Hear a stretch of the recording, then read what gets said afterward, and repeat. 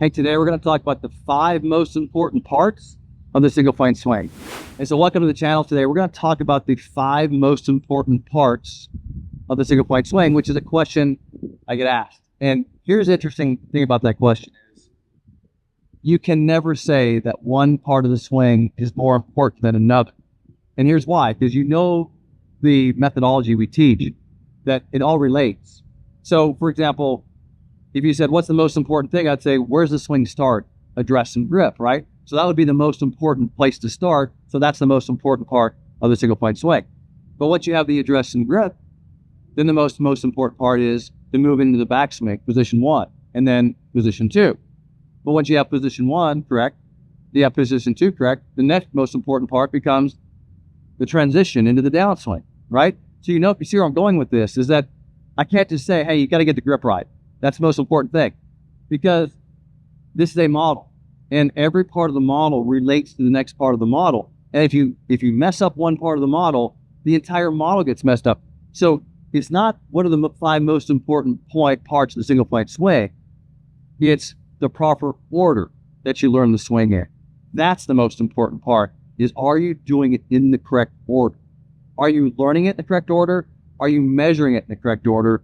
And are you making sure you're getting it right in the correct order? Because look, if you want to spin your wheels and struggle with the golf swing for the rest of your life, just start with a bad grip, because your entire golf life will be trying to figure out how to make a motion with a bad grip. You get the grip and address correct. Look, I have a very good address and grip position, and I can actually not feel good in my swing, and I still hit it pretty good because I got a very important part of the equation figured out.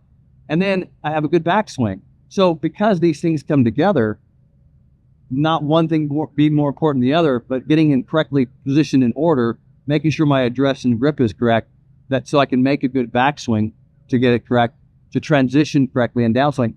It's the order in which I'm processing this becomes the most important factor. And then all the positions are equally important when you look at it that way. The backswing is just as important as the address, but it's just, you're never going to get a good backswing unless you have the address position. So it's a chicken or the egg question, I guess is what I'm saying. So let me just do some things for you here while I have you on the channel.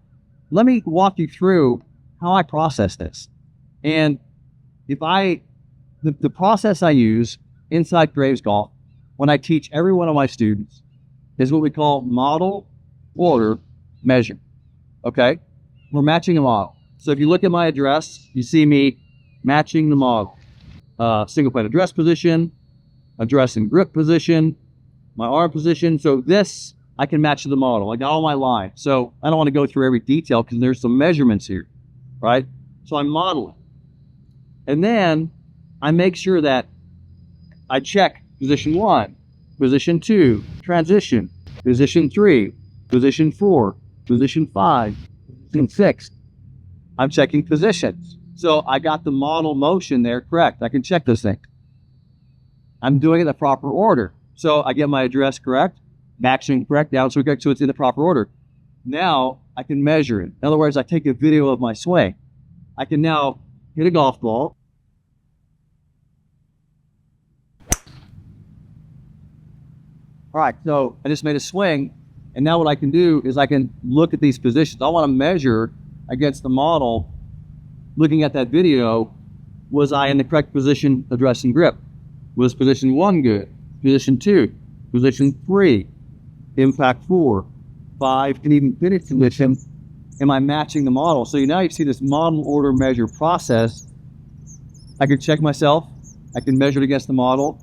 I can swing and do these checkpoints. This is how I improve in the most rapid way possible. So this is what this whole thing is about, is there's not a one most important part of the swing. It starts at the beginning. Do we have it correct at the beginning? Are we doing the proper order? Am I checking it? And this is your matching the model process, which will, in my experience as a teacher, massively speed up the process, because number 1, you get the swing, you learn it correctly. Number 2, you learn it in the correct order. Number 3, you can fix it correctly. You can find the problem, because most people are guessing when they practice. They go out there and they guess. They hit a ball left and they guess the face is closed. It might not have been. Something, right? They're guessing. Stop guessing. That's the whole point. Start matching.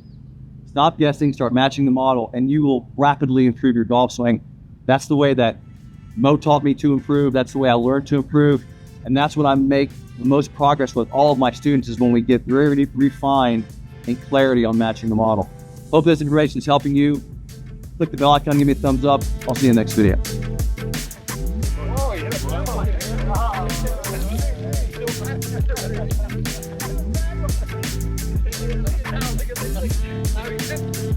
Oh,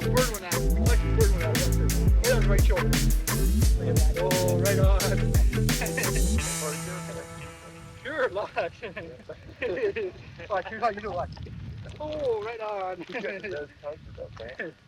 That's why I'd be good if I ever hit him in the rough. I'd be good. Don't nobody looking. Hoist it to the hole. I'd hoist it 2 feet. Give it a little hoist.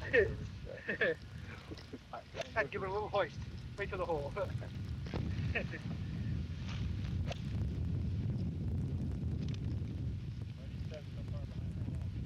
A lot of reasons put me in my turn. Can't pick the club up. Can't take it outside. How can I take it outside if I'm too far in my swing? Look at my right shoulder. It's in my turn already. How can I pick it up? Unless I do something. Oh, sure. You take your normal weight now. It's not going. Eliminating all that confusion.